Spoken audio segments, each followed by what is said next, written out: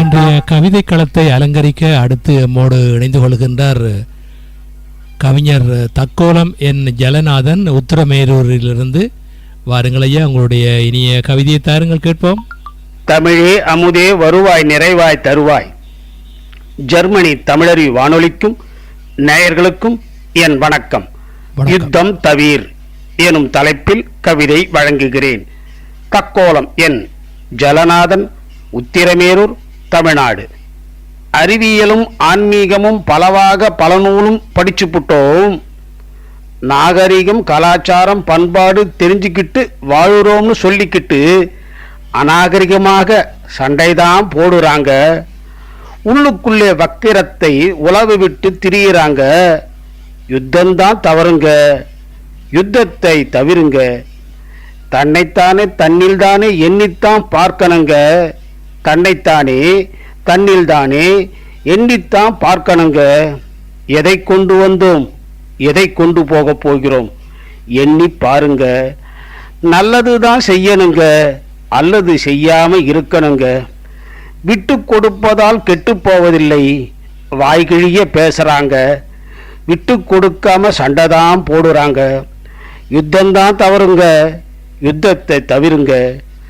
துன்பந்தானே துன்பமுற்று துயரப்படுதுங்க. குழந்தை குட்டி பெத்தவங்க உள்பட பல்லோரும் துன்பத்திலே துவண்டு போகுதுங்க.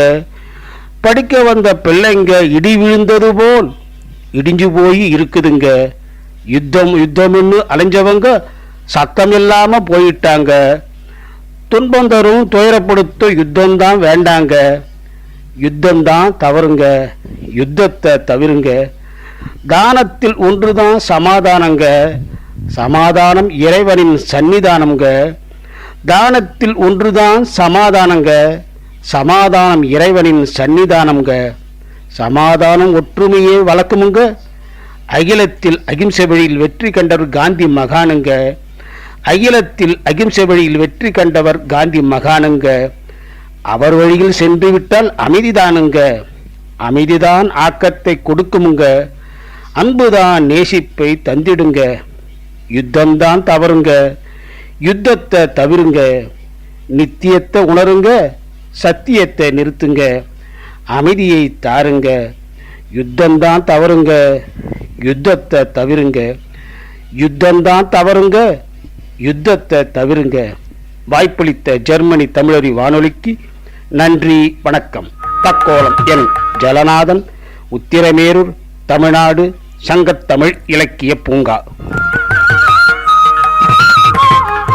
அறிவியலும் ஆன்மீகமும் படித்தோம், என்னதான் கண்டோம், அல்லது செய்யாமல் நல்லதே செய்வோம்.